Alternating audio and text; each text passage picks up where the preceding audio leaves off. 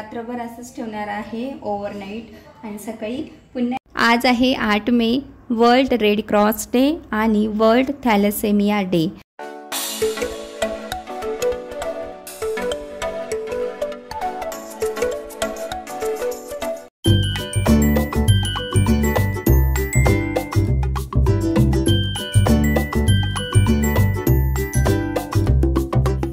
Hello family, कसे आहात? मजेत ना? तर आजचा दिवस तुम्हाला खूप छान जाओ, तुमच्या मनातील सर्व चांगल्याच इच्छा पूर्ण होऊ दे ही ईश्वरचरणी प्रार्थना करते। तर माझी ड्युटी सुरू झालेली आहे सकाळीच। Good morning to all. आणि ही एक जबाबदारीच आहे, आपलं कर्तव्यच आहे। कितीही तुम्ही बाहेर जाऊन जॉब करा, ड्युटी करा, काहीही करा, बिझनेस करा, पण घरचं काम हे करावंच लागतं, त्याला दुसरा ऑप्शन नाही। ते करणं गरजेचंच आहे आणि ते कर्तव्यच आहे। आज आहे 8 मे, वर्ल्ड रेड क्रॉस डे आणि वर्ल्ड थॅलेसेमिया डे। आता या डेजबद्दल आपण बोलणार आहोत। मी आता बोलणार नाही की मी कोणती भाजी केली, काय केलं, ते सोडून आज मी बोलणार आहे या डेजबद्दल। तरी डेजबद्दल का बोलायचं ते पुढं तुम्हाला सांगेलच। तर वर्ल्ड रेड क्रॉस डे का साजरा केला जातो, तर मराठीमध्ये म्हणतात जागतिक रेड क्रॉस दिवस। तर हा दिवस नैसर्गिक आपत्ती, इतर संकटांनी ग्रस्त असणाऱ्या दुर्दैवी घटनांमध्ये आपले घर, कुटुंब आणि आपल्या प्रियजनांना गमावणाऱ्या लोकांना आधार देणे, त्यांची काळजी घेणे आणि त्यांच्याकडे लक्ष देणे आवश्यक आहे। या उद्देशाने या लोकांच्या संघर्षांना समर्पित म्हणून हा world red cross day celebrate केला जातो। आणि ह्या वर्षीची जी थीम आहे ती थीम अशी, I give with Joy and the Joy I give is a reward. म्हणजे काय, मी आनंदाने देतो आणि जो आनंद मी देतो तो बक्षीस आहे। त्याचबरोबर वर्ल्ड थॅलेसेमिया डे सेलिब्रेट केला जातो। तर थॅलेसेमिया हे काय आहे, तर हा एक आजार आहे, तो रक्ताशी संबंधित आहे। It is related to blood disease. बॉडीमध्ये हिमोग्लोबिन तयार होणेच बंद होते या आजारामध्ये आणि हा आजार पालकांकडून मुलांमध्ये पसरतो। आणि ह्या वर्षीची जी थीम आहे ना ती आहे empowering lives, embracing progress, equitable and accessible thalassemia treatment for all. तर मराठीमध्ये सांगता येईल सक्षम जीवन, प्रगती स्वीकारणे, सर्वांसाठी समान आणि सुलभ थॅलेसेमिया उपचार। या आजाराबाबत लोकांमध्ये अनेक गैरसमज आहेत, त्याबद्दल जनजागृती व्हावी या उद्देशाने दरवर्षी वर्ल्ड थॅलेसेमिया डे सेलिब्रेट केला जातो। बहुतांशी लोकांना या गोष्टी माहिती नसतात आणि जगभरातील जनमानसात अशी माहिती पोहोचवावी म्हणूनच असे डे सेलिब्रेट करतात। तुमच्यापैकी किती जणांना ही माहिती आहे कमेंट करून नक्की सांगा।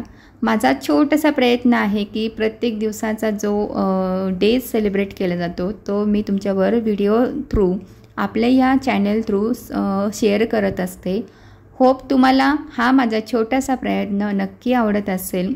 आय नो गुगलवर टाकलं तरी याबद्दल माहिती पोहोचते, पण खूप जणांना तेवढं वाचण्यासाठी वेळच नाही आहे, कारण की वाचन कमी झाले शक्यतो। असेच व्हिडिओ थ्रू या रील्स शॉर्ट थ्रू आपल्याला ही माहिती मिळत असते। तर तुम्हीसुद्धा खूप जणांपर्यंत असे व्हिडिओ शेअर करत राहा। आजचं टेम्परेचर म्हणाल ना खूप वाढलेलं आहे, महाराष्ट्रामध्ये सुद्धा वाढलेलं आहे, पण इंदोर साईडला MP मध्ये सुद्धा वाढलेलं आहे। आणि इतकं गरम होतं ना, कुकिंग करताना तर खूपच गरम होतं, त्यामुळे असे केस बांधून ठेवत असते। आणि तुम्हाला आज सांगते की आज शक्यता आहे पावसाची। तो संध्याकाळचा स्वयंपाक मी लवकरच करून घेणार आहे आणि आता ही का उठण्या अगोदर माझा स्वयंपाक रेडी झाला पाहिजे। ती उठली ना मग तिला घेण्यातच वेळ जाणार आहे, कारण ती सध्या आता किरकिर करणार आहे। कालच वॅक्सिनेशन झालेलं आहे तिला, त्यामुळे ती सध्या आता कुरकुर करते, जरा मला घेऊनच बस, आज काय करते माहीत नाही आहे। चला आता ते उठण्या अगोदरच मी करते। इथं मसाल्याचा डब्बा आहे तो मला घासायचा राहिलेला, तो आता इथे घासायला घेते। असे छोटे मोठे भांडे जे खराब होतात रोजच्या रोज मी भांडे घासताना घेत असते, जेणेकरून जास्त लोड येत नाही। एकदम किचन क्लीन करायला घेतलं तर त्यावेळेस जास्त लोड येत नाही आहे, त्यामुळे मी थोडे करून घेते। माझं आवरून झाल्यानंतर आजचं सुद्धा वातावरण तुमच्यावर शेअर करणारच आहे थोड्या वेळातच. कुकिंग होतच आलेलं तोपर्यंत इकडे ही का उठली आहे आणि बघते मम्मा काय करते. ते नेहमीच झाले तिचं सकाळी सकाळी उठून बघायचं आणि मला इथं सांगते कोण आले इकडे, दूधवाले काका आलेत का, पाण्याची गाडी आली का, कोणत्याही गाडीचा आवाज येऊ द्या पहिले जाऊन मम्मीला सांगायचं गाडी आली. तर फक्त सकाळचा स्वयंपाक झालेला आहे आणि त्यानंतर ही का नुसती किरकिर करायला लागली आहे. थोड्या वेळच खेळले असेल पण त्यानंतर फक्त किरकिर, कारण तिला ताप येतो, मधून येतो परत जातो आणि थोडीशी उलट्या करत आहे. दुखतही असेल ते इंजेक्शनच्या जागी हात आणि पाय, त्यामुळे ते फक्त घेऊन बस म्हणते, बाकी काही नाही करून देत. म्हणजे भांडे राहिले आणि कपडे पण राहिलेले आहे. असा माझा दिवस चालू आहे आता सध्या. आणि तिला आता झोपवते आणि मग म्हटलं की गुलाबजामुन करायचे आहेत, त्याचं पॅकेट आणलेलं. आता गुलाबजामुन करून घेणार आहेत आणि तिला बघता बघता तेवढं करून घेते आणि मग बाकीचे कामं उरकून घेणार आहे. आणि कपडे वगैरे नंतर धुणार आहेतच. आणि काल पावसाची शक्यता सांगितलेली, भरपूर गरमी आहे त्यामुळे आता शक्यता पण आहे की दुपारचा पाऊस होऊ शकतो किंवा संध्याकाळचा पाऊस होऊ शकतो, काही सांगता येत नाही आहे. गरमीच तेवढी आहे. आता गुलाबजामुन करून घेणार आहे. चला, गुलाबजामुन बनवायचे आहे त्यासाठी मी घेतलेलं आहे हे पॅकेट आहे अग्रवाल 420 वालं गुलाबजामुन इन्स्टंट मिक्स नाव आहे याच्यावर. आणि हे वापरून मी आता गुलाबजामुन बनवणार आहे आणि कसे होतात ते मी तुम्हाला रिव्ह्यू देईलच. आणि आय होप चांगले व्हायला हवेत. आता बघूया.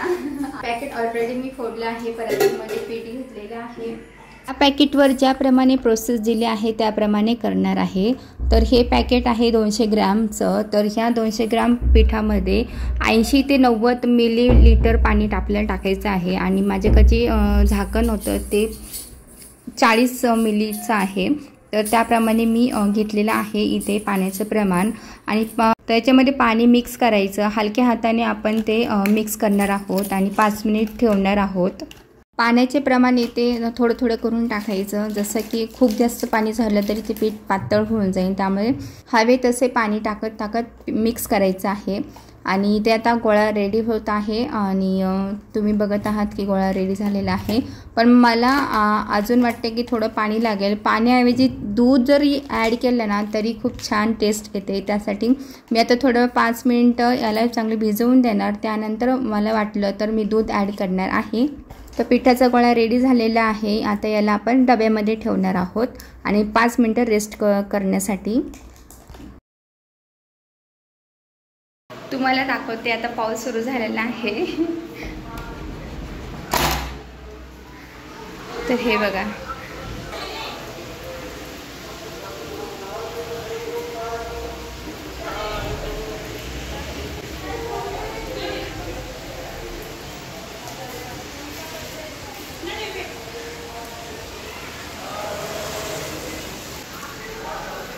चला आता बाकीचा राहिलेला आहे तेवढे गुलाबजामुन करून घेते. येथे थोडी दुधाची गरज आहे त्यामुळे मी दूध ॲड करून घेते आणि परत पीठ मळून घेते.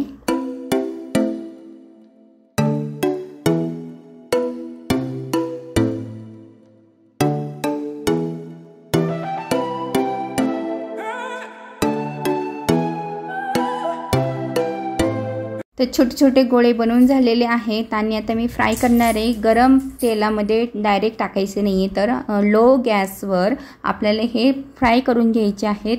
आणि छान असे ब्राउनिश कलर आला पाहिजे त्यासाठी. आणि गरम गरम इकडे मी तळतच आहे तोपर्यंत तिकडे मी साखरेचा पाक रेडी करणार आहे.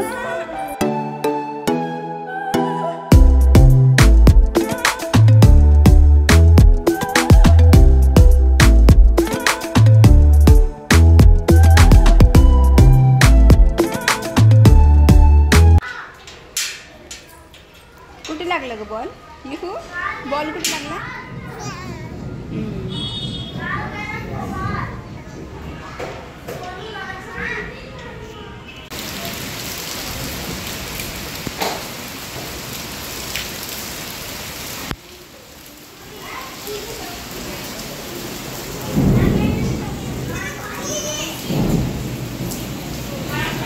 जेवण उरकून आता भांडे घासून घेतले, किचन क्लीन केलेलं आहे आणि तुम्हाला दाखवते. गुलाबजामुन मस्त झालेले आहे. सॉरी, गाडीचा आवाज आला आहे. तर गुलाबजामुन मस्त झालेले आहे. एक हात दोन खाऊन पाहिलेले आहेत पण ते अजून मुरले नाहीत. डीप असे मुरले पाहिजेत पण आता अजून ते मुरलेले नाही आहे. पण तुम्हाला परत दाखवते. आता मी रात्रभर असंच ठेवणार आहे ओव्हरनाईट आणि सकाळी पुन्हा एकदा टेस्ट करून पाहणार आहे. तर मस्त असे झालेले आहेत गुलाबजामुन.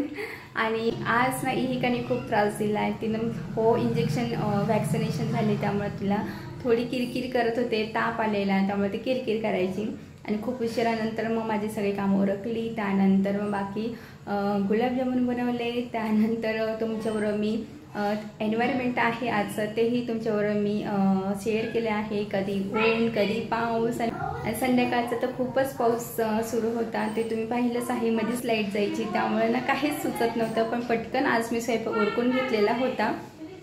आणि आता ही का गेली बाहेर फिरायला. मीही जाणार आहे बाहेर. म्हटलं त्याआधीच मी व्हिडिओ एंड करते. आय होप तुम्हाला हा व्हिडिओ आवडला असेल तर लाईक करा, शेअर करा आणि सबस्क्राईब करायला विसरू नका. नवीन असाल तर नक्की सबस्क्राईब करा. भेटूया पुढच्या व्हिडिओमध्ये अशाच एका इन्फॉर्मेटिव्ह व्हिडिओमध्ये. तोपर्यंत सर्वांनी काळजी घ्या. Bye bye. Take care.